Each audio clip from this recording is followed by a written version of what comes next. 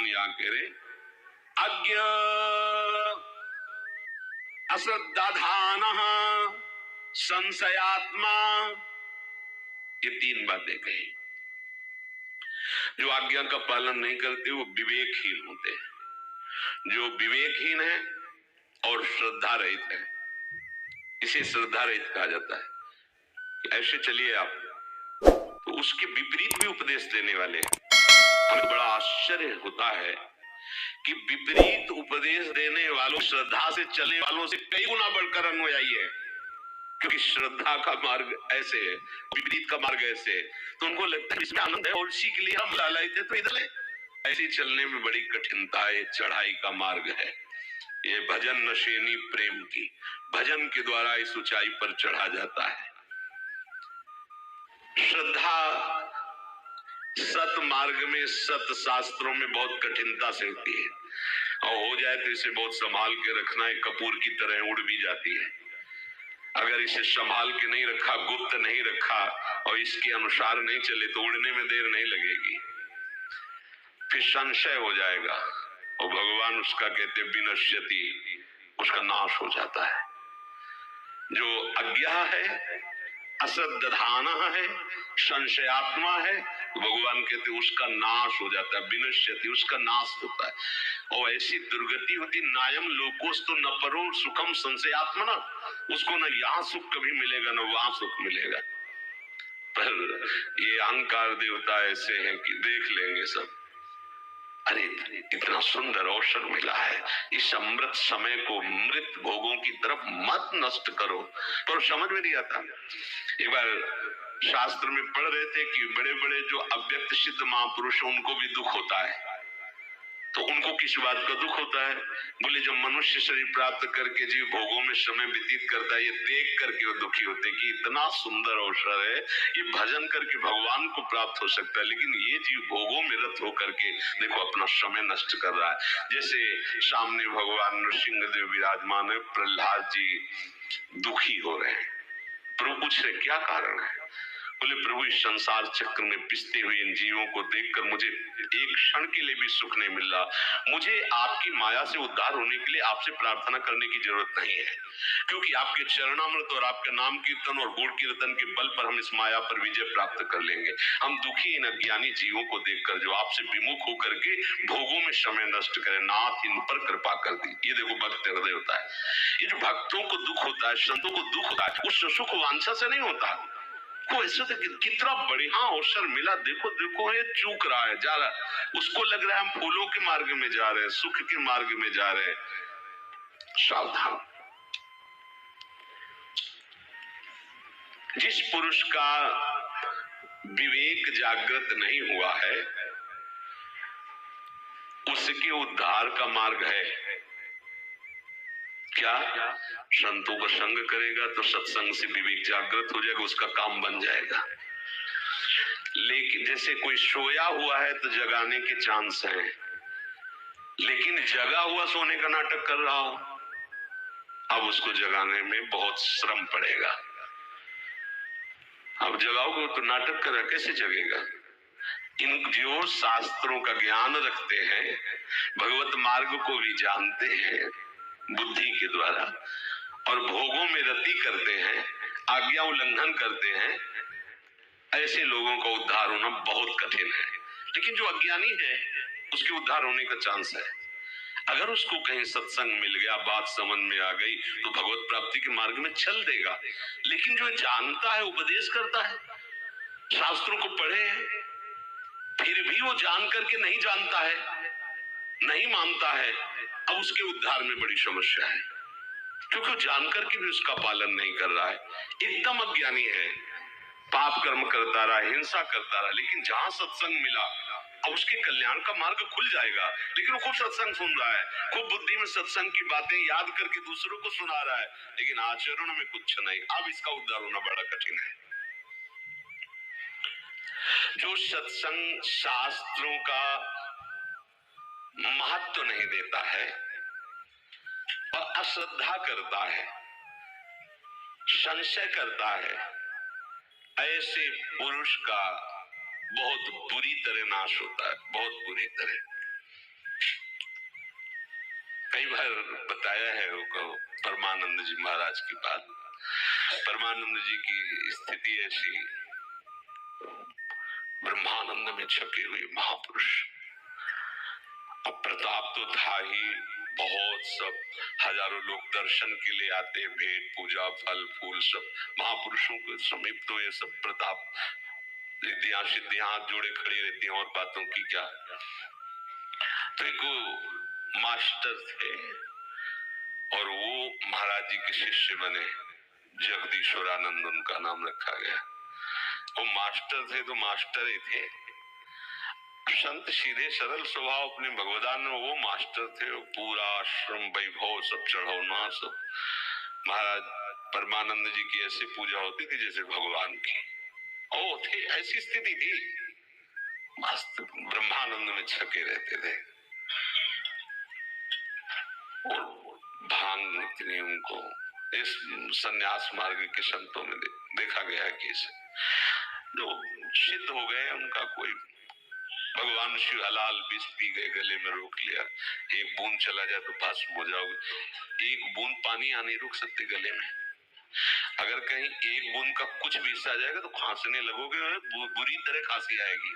और महादेव जी ने समुद्र मंथन से निकला हुआ पूरा हलाहल विष गले में ही रोक लिया, आज भी रुका हुआ है, नीलकंठ नाम पड़ गया उनका। हम महापुरुषों का अनुकरण न करें, उनकी आज्ञा के अनुसार जो उनके आचरण मिलते हो वो करें, और भगवत स्वरूप है। उनको ज्ञान नहीं, खान पान तो कीजिए, रसिक मंडली माए जिनकी और उपासना तहां उचित ध्रुना है, सब एक ही परम तत्व, उनको ज्ञान नहीं क्या? उनको ज्ञान है, पर जिस मार्ग में आप चलना चाहते उसमें संशय न खड़ा हो जाए, इसलिए आप सीमा के अंतर्गत जब आप उपासना करेंगे तो असीम का जब अनुभव होगा, फिर कोई तुम्हें फांस नहीं पाएगा, फिर तुम कभी भ्रष्ट नहीं होगे। गुरुजनों की बात को, युक्ति को समझना चाहिए। जो अलग अलग बातें सुनता रहता है, अलग अलग लोगों से मिलता रहता है, वो परमार्थिक मार्ग पर चलने वाला भी साधक हो तो संशय पैदा हो जाएगा, क्योंकि वो पढ़ेगा कुछ और, सुनेगा कुछ और, समझेगा कुछ और, तो उसको जो गुरु प्रदत्त उपासना समझे में नहीं आएगी, उसके विषय संशय पैदा हो जाएगा, पक्का हो जाएगा। और जब वहां संशय पैदा हो जाएगा तो जहां सुन रहा है वहां उसको ग्रहण करने की सामर्थ्य नहीं रहेगी, क्योंकि मूल तो कट गया, उपासक समझ ही नहीं पा रहा है। संशय सदा अधूरी ज्ञान में पैदा होता है, अधूरापन में होता है, समर्पित के हृदय में संशय नहीं होता। संशय का उत्पन्न होना बहुत बड़ी हानि की प्रथम सूचना है। संशय को बनाए रखना, हानि की गर्त में पहुंच चुके हो, और संशय फल फूल रहा है, तुम न इस लोक में सुख न परलोक में सुख, तुम्हारी दुर्गति निश्चित है। देखो, साधक का लक्षण है परमात्मा की खोज करना, उपासक का लक्षण है परमात्मा की खोज करना।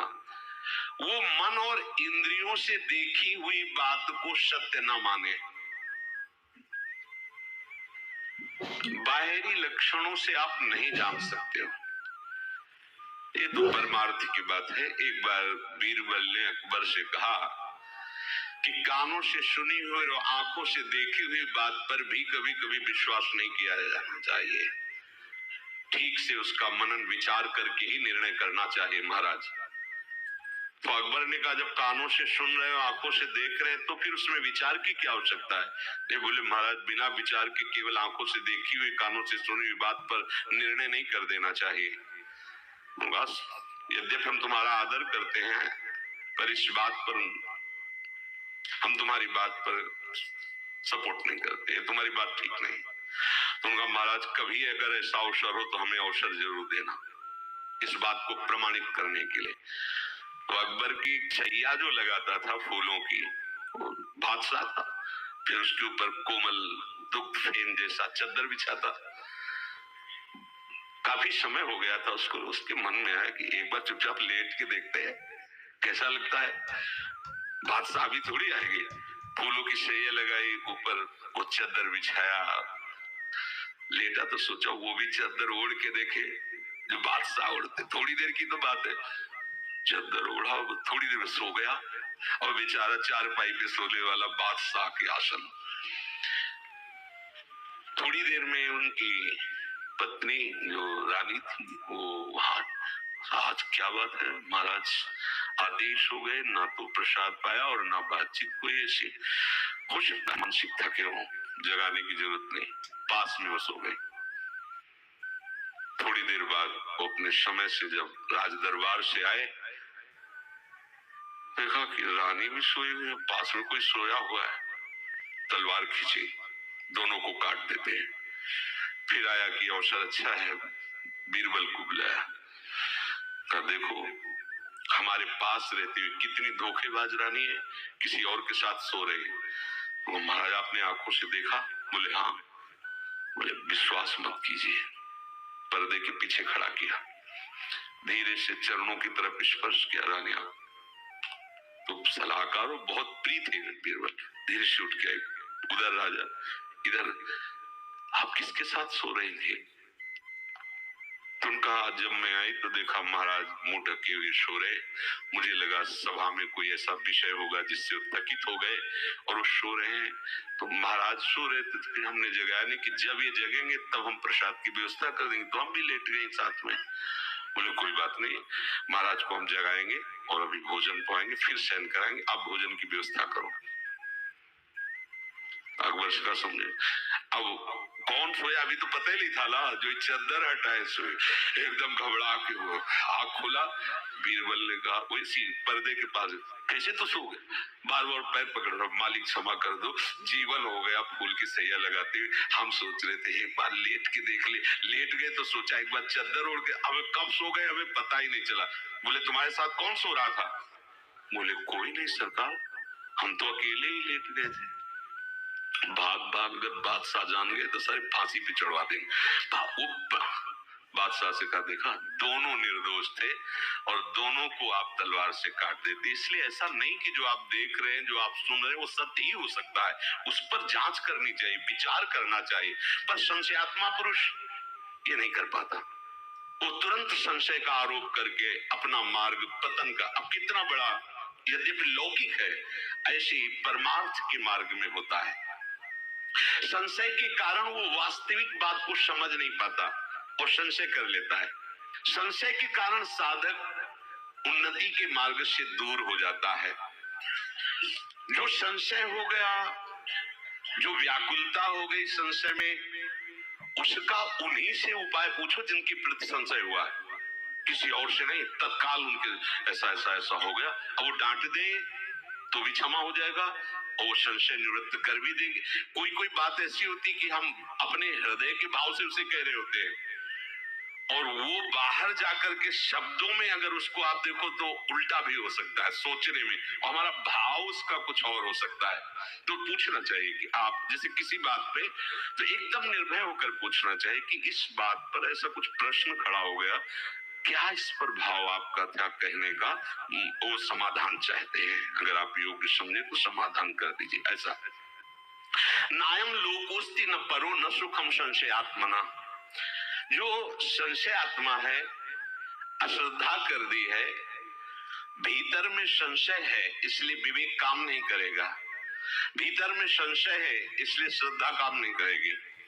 अब उसका पतन है, ना इस लोक में उसे शांति मिलेगी, ना परलोक में, और ना ही उसे किंचित कभी सुख का अनुभव होगा।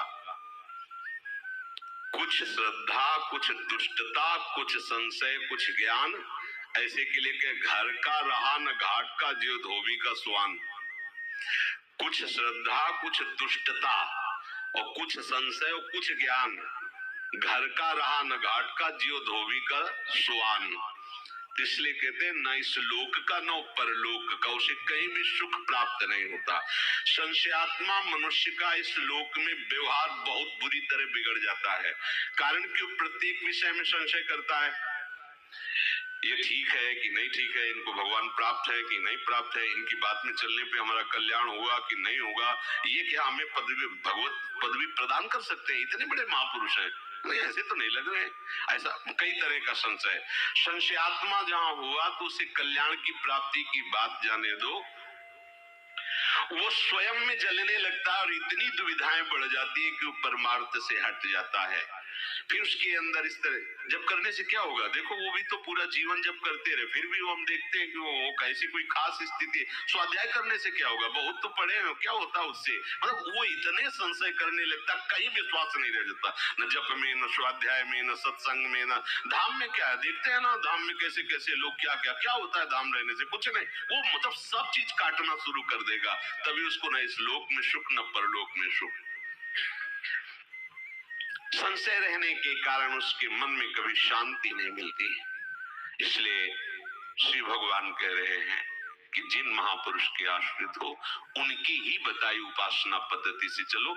अलग अलग बातों के पढ़ने से, सुनने से संशय निश्चित पैदा हो जाएगा। संशय होने से विवेक विचार के द्वारा वो दूर किया जा सकता है, पर बड़ा मुश्किल होता है। संत महापुरुषों के प्रति जहां भी संशय होता है तो अश्रद्धा प्रकट होती है। अश्रद्धा होने के कारण आप खूब विचार करो तो भी निर्णय नहीं कर पाओगे।